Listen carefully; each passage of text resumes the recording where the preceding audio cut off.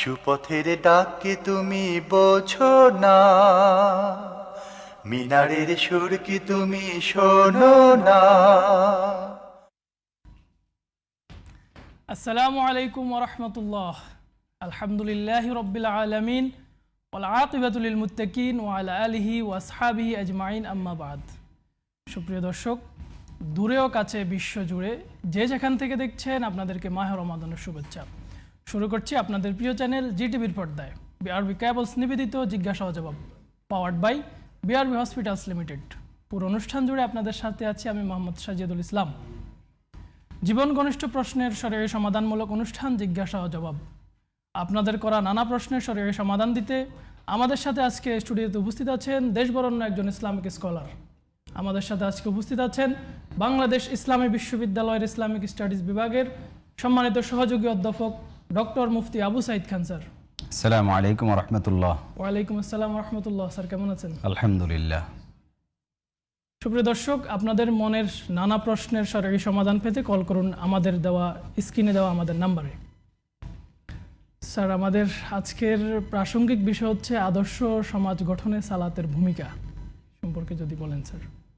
আলহামদুলিল্লাহ রাব্বিল আলামিন ওয়াল আকিবাতু লিল মুত্তাকিন ওয়াসসালাতু ওয়াসসালামু আলা আশরাফিল আমবিয়া ওয়াল মুরসালিন ওয়া আলা আলিহি ওয়া আসহাবিহি আজমাইন। আদর্শ সমাজ গঠনে নামাজের ভূমিকা। দেখুন, নামাজ আল্লাহ তাআলার পক্ষ থেকে বান্দার উপরে ফরজ করা হয়েছে ইবাদত হিসেবে। অতএব নামাজ পড়তে হবে একমাত্র আল্লাহর সন্তুষ্টির উদ্দেশ্যে। নামাজ আদায় করতে হবে আল্লাহর সন্তুষ্টি, এটাই হবে একমাত্র উদ্দেশ্য।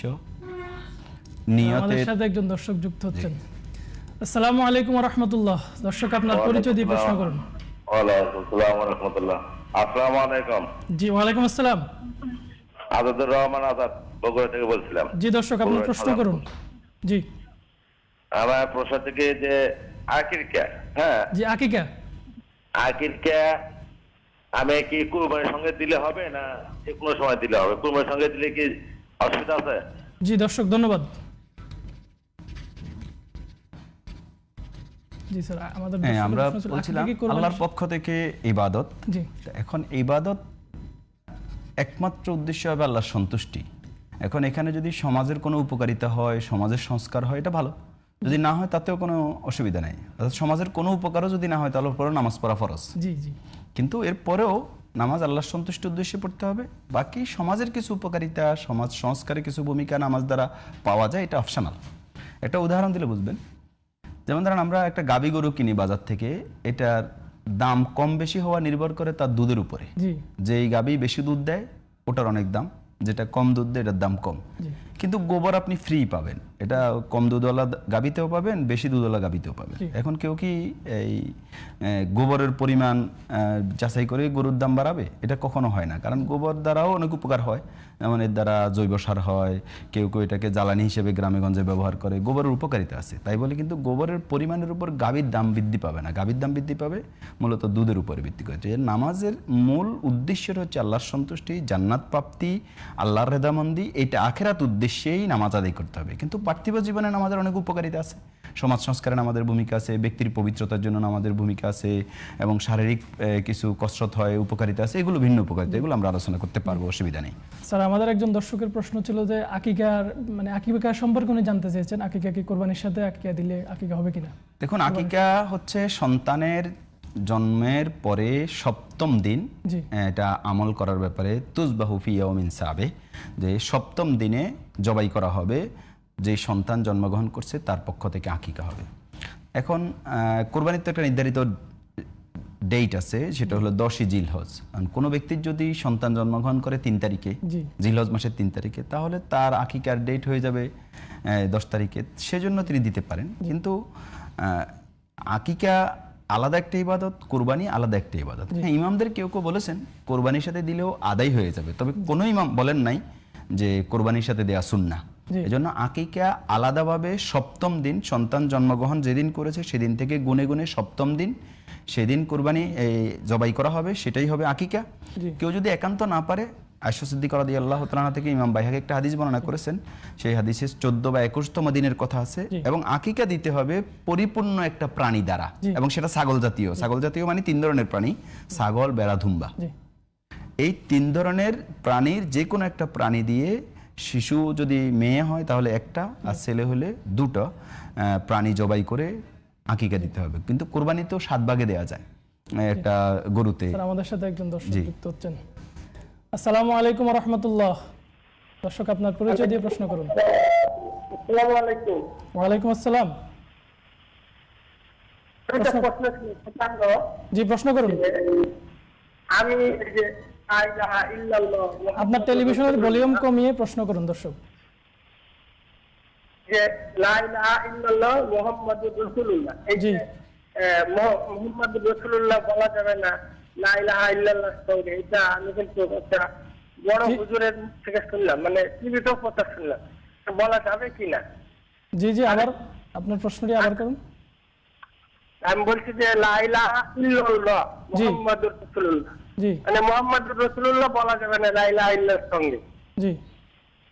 আর একটা প্রশ্ন হলো যে মওলা আল্লাহর কোনো নাম আছে কি? মাওলা আল্লাহর কোনো নাম আছে কিনা নাকি? জি। ওকে ওকে স্যার, আমরা ছিলাম আকিকা সম্পর্কে। হ্যাঁ, তাহলে পরিপূর্ণ একটা প্রাণী জবাই করতে হবে, কিন্তু কোরবানি তো ভাগেও দেয়া যায়, যেমন গরুতে, উটে ভাগ আছে। তো এজন্য কোনো ব্যক্তি যদি আকিকা দিতে চায়, আমরা বলবো তাকে পরিপূর্ণ একটা প্রাণী কোরবানি দেওয়ার জন্য, ছাগল জাতীয় প্রাণী, এবং সেটা 7ম দিনে দেয়া সুন্নাহ। এই আলোকে সুন্নার উপর আমল করা উচিত। কিন্তু কেউ কেউ বলেছেন ইমামদের মধ্যে, ইমাম হানাফি মাযহাবের একটা মত আছে যে আকিকা কোরবানির সাথে দিলে, অথবা ভাগে যদি গরুর বা উটের মধ্যে 1 ভাগ মেয়ের জন্য, 2 ভাগ এই ছেলের জন্য যদি দেওয়া হয়, তাও কোরবানি আদায় হয়ে যাবে। আমরা আশা করি সুন্নাহকে অগ্রাধিকার দিয়ে আলাদাভাবে আকিকা দিয়ে আমল করাটাই উত্তম মনে করি। স্যার, আরেকজন দর্শকের প্রশ্ন ছিল লা ইলাহা ইল্লাল্লাহ মুহাম্মাদুর রাসূলুল্লাহ, মানে লা ইলাহা ইল্লাল্লাহর সাথে মুহাম্মাদুর রাসূলুল্লাহ বলা যাবে কিনা, আপনি এটা জানেন? লা ইলাহা ইল্লাল্লাহর সাথে মুহাম্মাদুর রাসূলুল্লাহ বলাতে কোনো অসুবিধা নেই।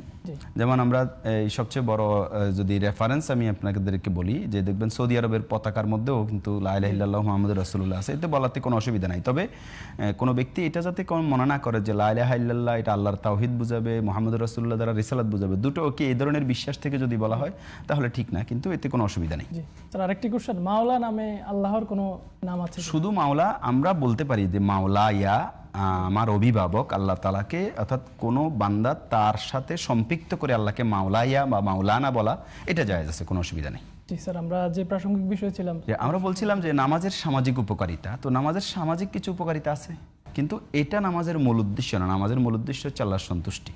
হ্যাঁ, সামাজিক উপকারিতা 1 নম্বর হচ্ছে ব্যক্তির ব্যায়াম হয়।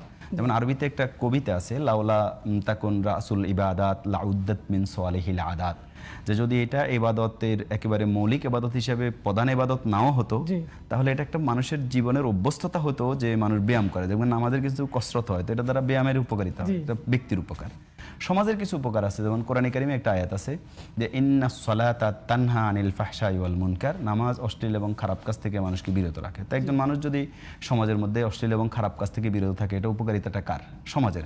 সমাজটা সংস্কার হলো, তার মানে সমাজের সবগুলো মানুষ যদি নামাজি হয়ে যায়, তাহলে নামাজ মানুষকে অশ্লীলতা এবং খারাপ কাজ থেকে বিরত রাখবে, তাহলে সমাজ থেকে এই ধরনের খারাপ কাজ উঠে যাবে, অশ্লীলতা উঠে যাবে, তো সমাজই তো সংস্কার হলো। এছাড়া নামাজ একাকী পড়ার চাইতে পুরুষদের জন্য বিশেষ করে ইসলামে জামাতে পড়ার ব্যাপারে উদ্বুদ্ধ করা হয়েছে, এবং ইমামদের বেশিরভাগের মত হচ্ছে নামাজ জামাতে পড়া ওয়াজিব। তো এই জামাতে নামাজ পড়ার মধ্যে দিয়ে কিন্তু আরেকটা বিরাট উপকারিতা হয়। 1 নম্বর উপকারিতা হলো আপনি মসজিদে যাবেন, বিশেষ করে জুমা এবং 5 ওয়াক্তে জুমা তো অনেক মানুষের সমাগম হবে, তাহলে এই যে সবার সাথে এই ধরনের সহমর্মিতা, ভ্রাতৃত্ববোধ, পরস্পরের দেখা সাক্ষাৎ, যে কারো কোনো অভাব অভিযোগ অথবা অসুস্থতা জনিত ইত্যাদি কারণে, যে রাসূলুল্লাহ সাল্লাল্লাহু আলাইহি ওয়াসাল্লাম সাধারণত কাউকে অনুপস্থিত দেখলে জিজ্ঞাসা করতেন যে অমুক অনুপস্থিত কেন, তাহলে এর দ্বারা তারা বুঝতেন যে একজন অনুপস্থিত, তার মানে মুসলিম মানি তো নামাজ যাবে, মসজিদে যাবে। তো সমাজের মুসল্লিদেরকে মুসল্লিরা সবাই চেনে, তো ফলে এই যে একটা সহমর্মিতা, হৃদ্যতা, ভালোবাসা, একজনের দুঃখে আরেকজন সঙ্গী হওয়া, তারপরে বিপদে সহযোগিতা করার ব্যাপারে যে অভিপ্রায়, যেই সুযোগটা এখানে নামাজের মধ্যে পাওয়া যায়, হলো দ্বিতীয় দিক। স্যার, আমাদের সাথে একজন দর্শক যুক্ত হচ্ছেন। আসসালামু আলাইকুম ওয়া রাহমাতুল্লাহ। দর্শক পরিচয় দিয়ে প্রশ্ন করুন। আসসালামু আলাইকুম। ওয়া আলাইকুম আসসালাম। বগুড়া থেকে প্রশ্ন করছিলাম যে আকিকার ব্যাপারে। হ্যাঁ, বগুড়া সাধারণপুর। হ্যাঁ, বলুন। ওটা ঘটা থেকে আমার বাচ্চা যখন যে সময় হয়েছে তখন তো আমি মানে অসুস্থ ছিলাম। জি আমার ওর আম্মা অসুস্থতা, সেটা নিয়ে আমরা ব্যস্ত ছিলাম। 7 দিন বা 21 দিন হয় নাই। জি হ্যাঁ, এখন ওনার বয়স 7 বছর। জি এখন যে আকিকাটা দেবো, এই মাংসটা কি ওর খাওয়া যাবে? আচ্ছা আচ্ছা, ধন্যবাদ ধন্যবাদ। যে আমরা যে প্রসঙ্গ বলছিলাম, এরপরে জামাতে নামাজ পড়ার কারণে দেখা যায় যে ইমামের যে স্যার, আনুগত্য। আমাদের সাথে আরেকজন দর্শক যুক্ত হচ্ছেন। আসসালামু আলাইকুম রহমতুল্লাহ। দর্শক, আপনার পরিচয় দিয়ে প্রশ্ন করুন।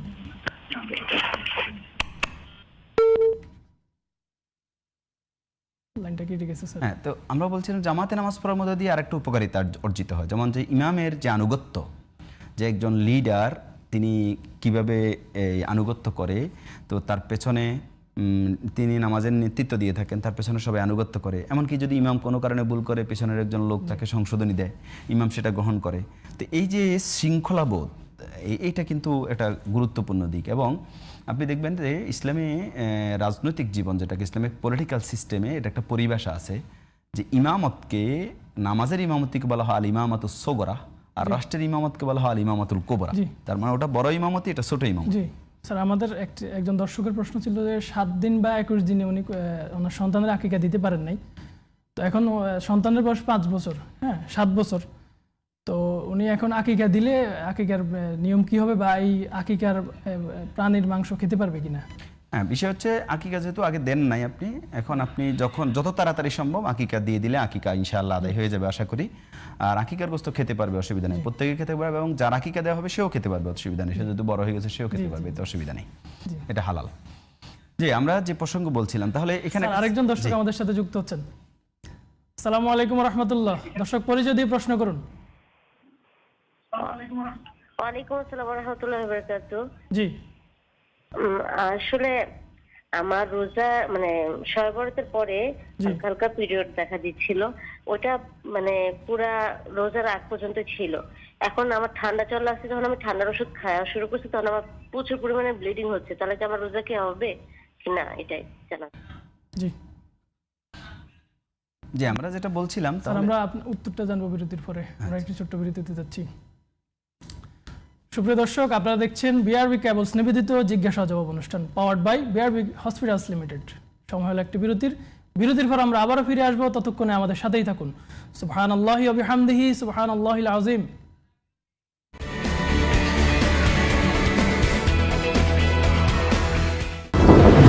বৈরী আবহাওয়া, সাথে প্রিয়জনের অসুস্থতা, এমন কঠিন সময়ে আমরা বন্ধুর মতো পাশে আছি।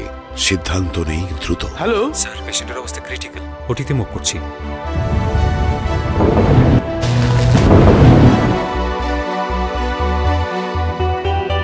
হাজারো প্রতিকূলতার মাঝে বিশ্বের সর্বাধুনিক প্রযুক্তি আর আন্তরিক সেবা নিয়ে আমরা তৈরি। বিআরবি হসপিটালস লিমিটেড, কাঙ্ক্ষিত সেবার ঠিকানা।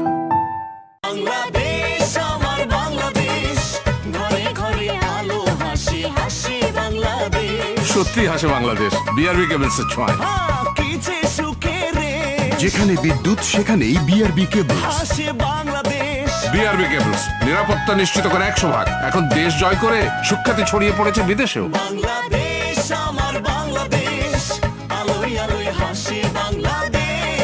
বিআরবি কেবলস অন্যতম বিশ্বে বাংলাদেশে শীর্ষে। বৈরী আবহাওয়া, সাথে প্রিয়জনের অসুস্থতা, এমন কঠিন সময়ে আমরা বন্ধুর মতো পাশে আছি। সিদ্ধান্ত নেই দ্রুত। হ্যালো স্যার, পেশেন্টের অবস্থা ক্রিটিক্যাল, ওটিতে মুভ করছি।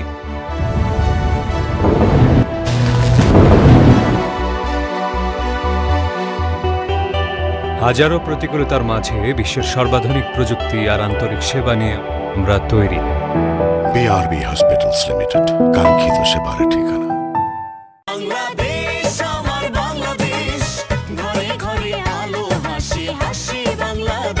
সত্যি হাসে বাংলাদেশ, বিআরবি কেবলসের ছোঁয়ায়। যেখানে বিদ্যুৎ সেখানেই বিআরবি কেবলস। বিআরবি কেবলস নিরাপত্তা নিশ্চিত করে 100 ভাগ। এখন দেশ জয় করে সুখ্যাতি ছড়িয়ে পড়েছে বিদেশেও।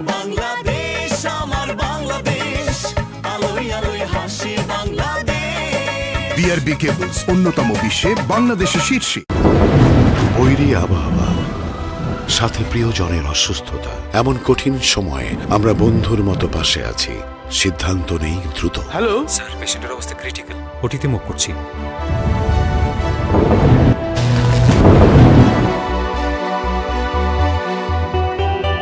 হাজারো প্রতিকূলতার মাঝে বিশ্বের সর্বাধুনিক প্রযুক্তি আর আন্তরিক সেবা নিয়ে আমরা তৈরি। বিআরবি হসপিটালস লিমিটেড, কাঙ্ক্ষিত সেবার ঠিকানা। বাংলাদেশ আমার বাংলাদেশ, ঘরে ঘরে আলো হাসি হাসি বাংলাদেশ। সত্যি হাসে বাংলাদেশ বিআরবি কেবলসের ছোঁয়ায়। কি যে সুখে রে, যেখানে বিদ্যুৎ সেখানেই বিআরবি কেবলস। হাসি বাংলাদেশ। বিআরবি কেবলস, নিরাপত্তা নিশ্চিত করে 100 ভাগ। এখন দেশ জয় করে সুখ্যাতি ছড়িয়ে পড়েছে বিদেশেও। বাংলাদেশ আমার বাংলাদেশ, আলোয় আলোয় হাসি বাংলাদেশ। বিআরবি কেবলস অন্যতম বিশ্বে বাংলাদেশের শীর্ষে। বৈরী আবহাওয়া, সাথে প্রিয়জনের অসুস্থতা, এমন কঠিন সময়ে আমরা বন্ধুর মতো পাশে আছি। সিদ্ধান্ত নেই দ্রুত। হ্যালো স্যার, পেশেন্টের অবস্থা ক্রিটিক্যাল, ওটিতে মুভ করছি।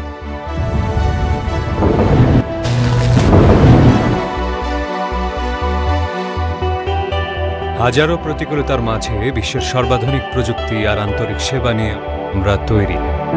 বিআরবি হসপিটালস লিমিটেড, কাঙ্ক্ষিত সেবার ঠিকানা। বাংলাদেশ আমার বাংলাদেশ, ঘরে ঘরে আলো হাসি হাসি বাংলাদেশ। সত্যি হাসে বাংলাদেশ বিআরবি কেবলসের ছোঁয়ায়। কি যে সুখে রে, যেখানে বিদ্যুৎ সেখানেই বিআরবি কেবলস। হাসি বাংলাদেশ। বিআরবি কেবলস, নিরাপত্তা নিশ্চিত করে 100 ভাগ। এখন দেশ জয় করে সুখ্যাতি ছড়িয়ে পড়েছে বিদেশেও। বাংলাদেশ আমার বাংলাদেশ, আলোয় আলোয় হাসি বাংলাদেশ। বিআরবি কেবলস অন্যতম বিশ্বে বাংলাদেশের শীর্ষে।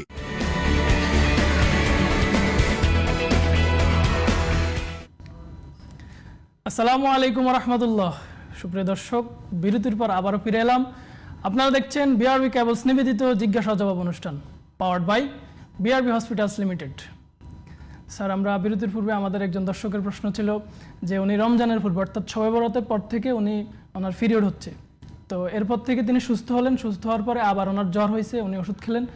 ওষুধ খাওয়ার পরে এখন রমজানে ওনার আবার দুদিন যাবত ওনার ব্লিডিং হচ্ছে। তো এই অবস্থায় ওনার রোজা হবে কিনা বা উনি কি রোজা রাখবেন কিনা এই অবস্থায়? জি, পিরিয়ড অবস্থায় মহিলাদের রোজা রাখা যায় না, পরবর্তীতে ইনি কাজা করবেন। জি। তো বিষয়টা হচ্ছে যে যেহেতু এটা অভ্যাসের উপর নির্ভর করে যে একজন মহিলার কতদিন পর পর পিরিয়ডটা হয়।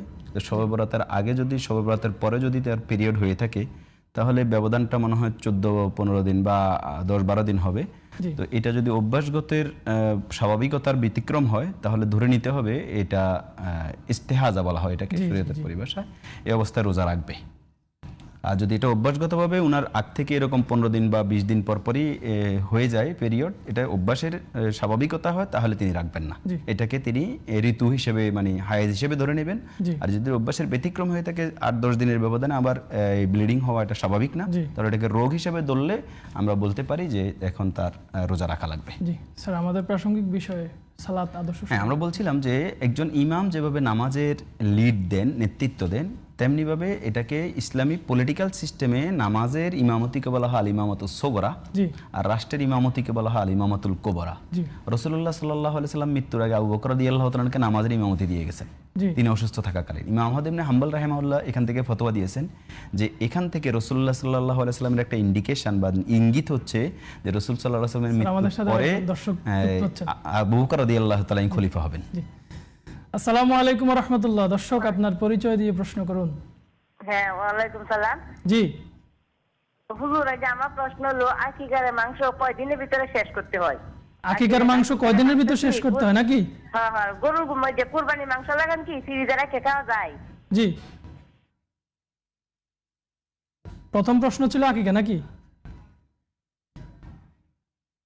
কয় দিনের ভিতর খেতে হবে? জি স্যার। তো এই জন্য ইমাম আহমদ বিন হাম্বল রাহিমাহুল্লাহ বলছেন যে রাসূলুল্লাহ সাল্লাল্লাহু আলাইহি সাল্লাম এই আগে মৃত্যুর আগে তার অসুস্থতাজনিত কারণে আবু বকর রাদিয়াল্লাহু তাআলা আনহুকে ইমামতি দেওয়ার মধ্য দিয়ে তিনি পরবর্তীতে রাষ্ট্রের খলিফা হিসেবে আবু বকর রাদিয়াল্লাহু তাআলা আনহু নির্বাচিত হবেন, এই ধরনের একটা ইঙ্গিত দিয়েছেন। তাহলে আমরা রাষ্ট্রীয় নেতৃত্বের দিকটা এই নামাজের এখান থেকেও দেখতে পাই। এজন্য নামাজ থেকে অনেক সামাজিক সংস্কার বা দৃষ্টিভঙ্গি, শৃঙ্খলা, নেতৃত্বের আনুগত্য, মানুষের পবিত্রতা, শারীরিক কসরত, এরপরে অশ্লীলতা, খারাপ কাজ থেকে বিরত থাকা, অনেকগুলো বিষয় সমাজ সংস্কারের ক্ষেত্রে সংশ্লিষ্টতা আমরা খুঁজে পাই। কিন্তু নামাজের মৌলিক উদ্দেশ্য আল্লাহর সন্তুষ্টি, এগুলোর উদ্দেশ্যে কেউ যদি নামাজ পড়ে তাহলে তার নামাজ হবে না। জি স্যার, আমাদের একজন দর্শকের প্রশ্ন ছিল যে আকিকার মাংস কয় দিনের ভিতরে শেষ করতে হবে? যে আকিকার মাংস কয়দিনের মধ্যে শেষ করতে হবে এটার কোনো লিমিট নেই। এটা আপনার সুবিধাজনক সময়ে আপনি যতটুকু সময় রাখতে পারেন।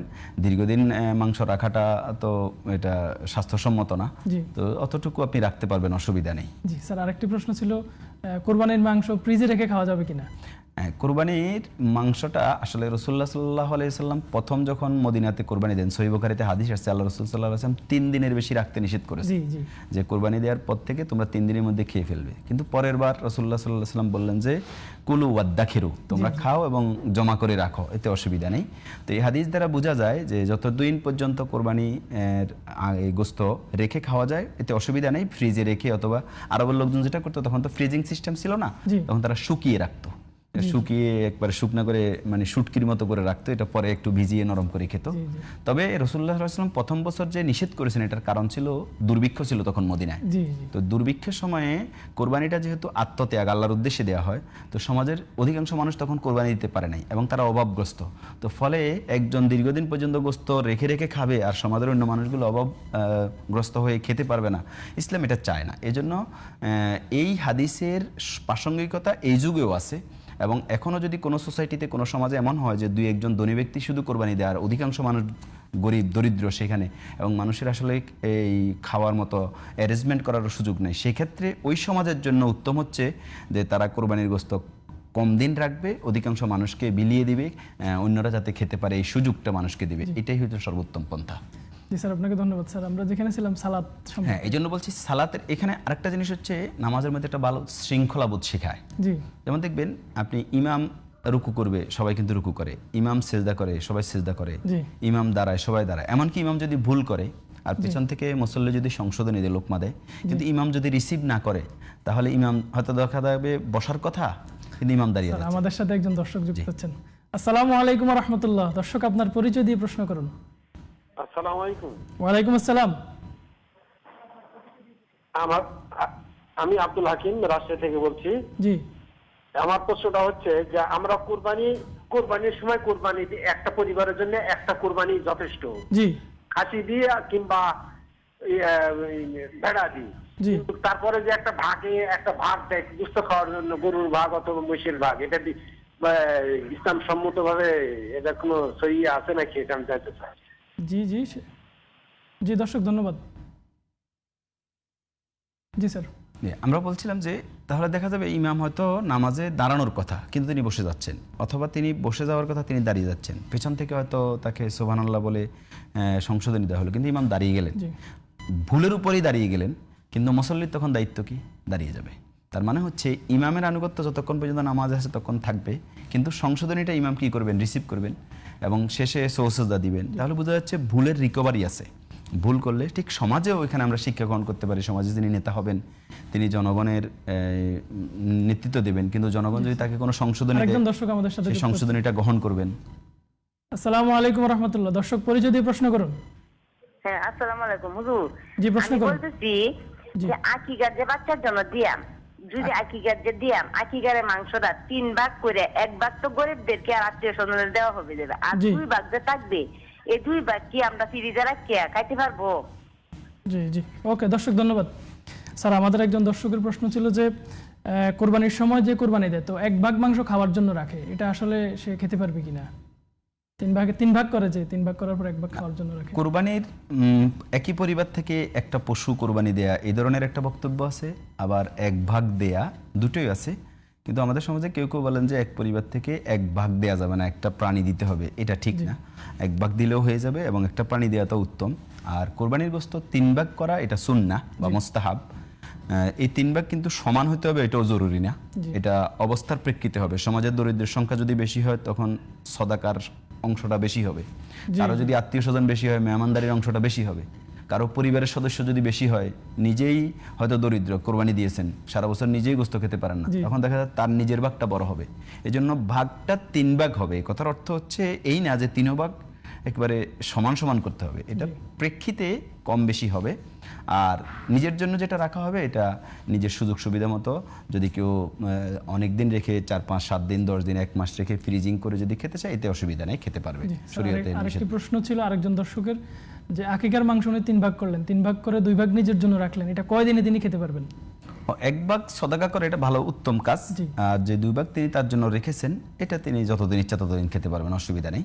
এখানে শরীয়তে নির্ধারিত কোনো সীমা নেই যে 2 দিন 3 দিনের মধ্যে খেয়ে ফেলতে হবে, এটা জরুরি না। এটা তার সুযোগ সুবিধা মতো তিনি খাবেন। এবং হয়তো অনেক ক্ষেত্রে হয় কি, দেখা যায় আকিকা দিয়ে দেওয়া হয়েছে, মেহমান অনেক পরে আসবে, তার জন্য কিছু আকিকার গোশত রাখতে হয় বা অন্যের কাছে পৌঁছাইতে হয়, সেজন্য সময় লাগে, এতে কোনো অসুবিধা নেই। যে আমরা যে প্রসঙ্গ বলছিলাম, তো আমার কথা ছিল যে নেতৃত্ব যিনি দেবেন সমাজে, নামাজ থেকে কিন্তু এই নেতৃত্বের একটা বড় রিফ্লেকশন আছে, প্রতিফলন আছে সমাজে।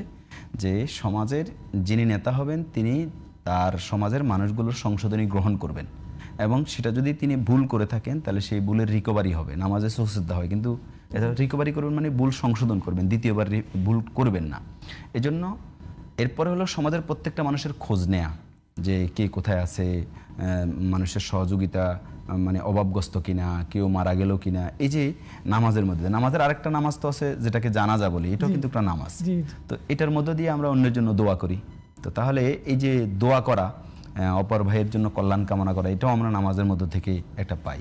আমরা তো আজকে আমাদের সমাজ দেখবেন যে হিংসা, হানাহানি, রাহাজানি, একে অপরকে কেউ এগিয়ে যাক, এটা আমরা চাই না, বরং আমরা প্রত্যেকের এই পরশ্রী কাতরতায় ভুগি। তো সেখান থেকে অন্যের কল্যাণ কামনা করা, এটাও কিন্তু নামাজ থেকে একটা গুরুত্বপূর্ণ শিক্ষা।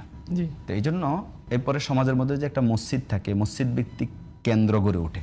রাসূলুল্লাহ সাল্লাল্লাহু আলাইহি ওয়াসাল্লামের একটা হাদিস আছে, ইমাম তিরমিজি হাদিস বর্ণনা করেছেন, যে আলানুন নিকাহ ওয়ালাউ কানা বিদুফিন ওয়াজআলুহু ফিল মাসাজিদ, যে মসজিদ কেন্দ্রিক সমাজটা যাতে গড়ে ওঠে, তোমরা বিবাহকে প্রচার করে দাও, প্রয়োজনে ধপ বাজাই হলেও।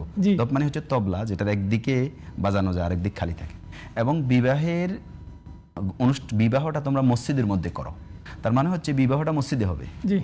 আমাদের দেশে কিন্তু বিবাহ ওই শুধু মসজিদে পড়ায়, মানে ইজাব কবুলটা হয়, পরে আবার অনুষ্ঠান বাইরে হয়। এই জন্য মসজিদ কেন্দ্রিক মানুষের সমাগম হবে, তাহলে মানুষ জানবে বিবাহ হয়েছে। এই জন্য মসজিদ কেন্দ্রিক যাতে আমাদের সমাজটা গড়ে ওঠে। জি স্যার, আপনাকে অসংখ্য ধন্যবাদ, কষ্ট করে এসে আমাদেরকে সময় দিয়েছেন। আশা করি আপনার কথাগুলোর দ্বারা আমাদের দর্শকরা উপকৃত হবে ইনশাআল্লাহ। ইনশাআল্লাহ। সুপ্রিয় দর্শক, আপনারা দেখছেন বিআরবি কেবলস নিবেদিত জিজ্ঞাসা ও জবাব, powered by BRB hospitals limited. সুপ্রিয় দর্শক, আমরা অনুষ্ঠানের একেবারে শেষ পর্যায়ে চলে এসেছি। আগামী দিন একই সময় একই টিভির পর্দায় আবারও হাজির হয়ে যাব। ততক্ষণে আল্লাহ রাব্বুল আলামিন আপনাদেরকে ভালো রাখুন। সুবহানাকাল্লাহুম্মা বিহামদিকা আশহাদু আল্লা ইলাহা ইল্লা আনতা আস্তাগফিরুকা ওয়া আতুবু ইলাইক। আসসালামু আলাইকুম ওয়া রাহমাতুল্লাহ। মিনারের সুর কি তুমি শোনো না?